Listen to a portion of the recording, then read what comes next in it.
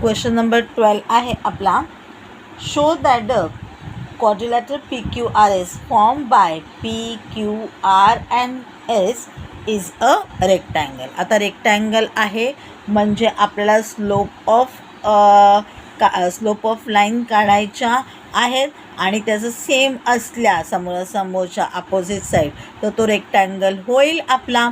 चला काढूया आपण PQRS.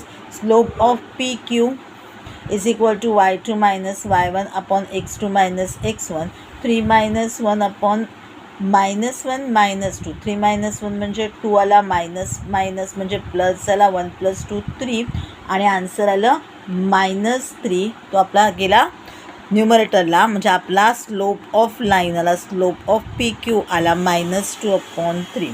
Slope of QR is equal to -3 upon -5 minus in the bracket -1, -3 -3 -6 -5 plus 1 म्हणजे answer आला -4. -6 upon -4 मायनस कट झाले, 2 3 = 6, 2 2 = 4 म्हणजे आपला स्लोप ऑफ QR आला 3/2.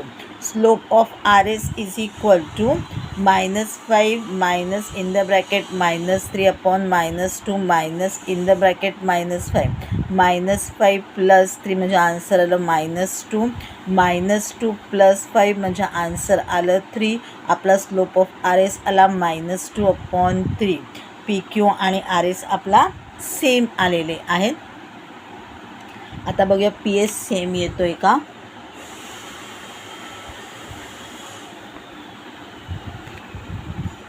Slope of PS is equal to -5 -1 म्हणजे -6 झाला, -2 म्हणजे -4 झाला, मायनस कट झाले, 2 3 = 6, 2 2 = 4, 3/2 म्हणजे हा सुद्धा सेम आलेला आहे.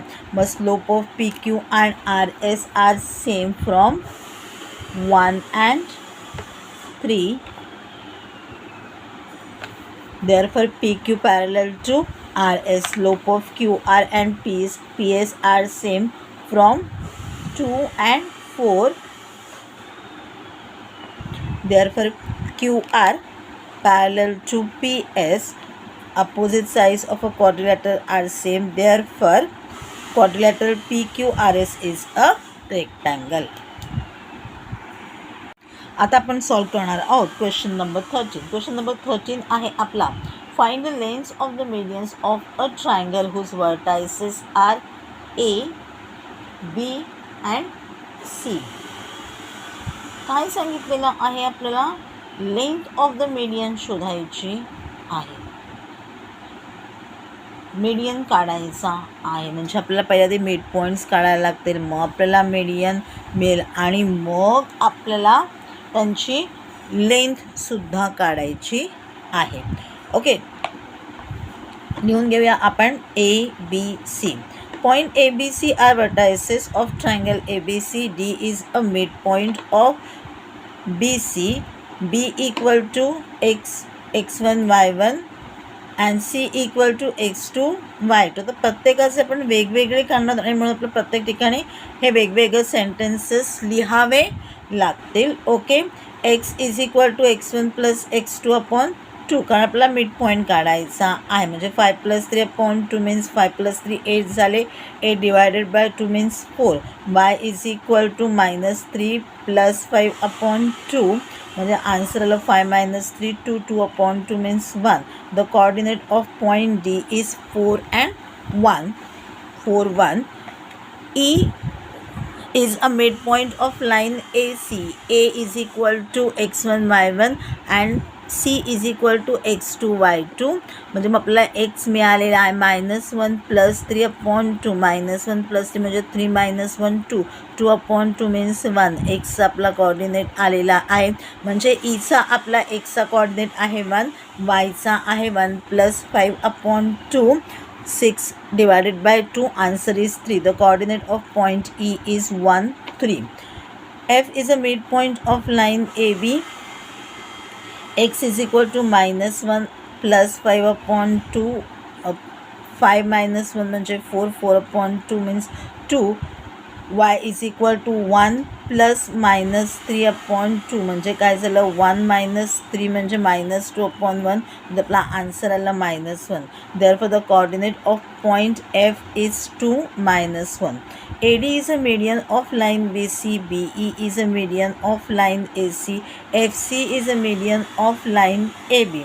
By distance formula. आता आपल्याला डिस्टन्स फॉर्म्युलाने आपल्याला हे मेडियन्स जे आहेत त्यांची लेंथ काढायची आहे.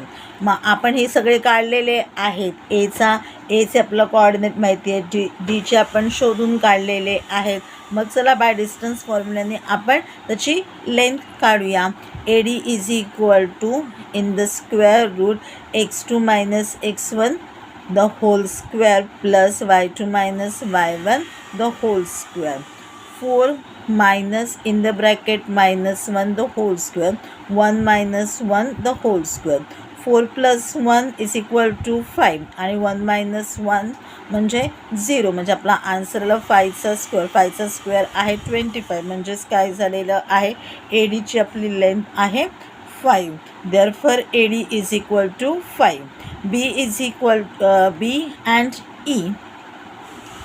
मला हवा तर तुम्ही सेंटेन्स लिहू शकता.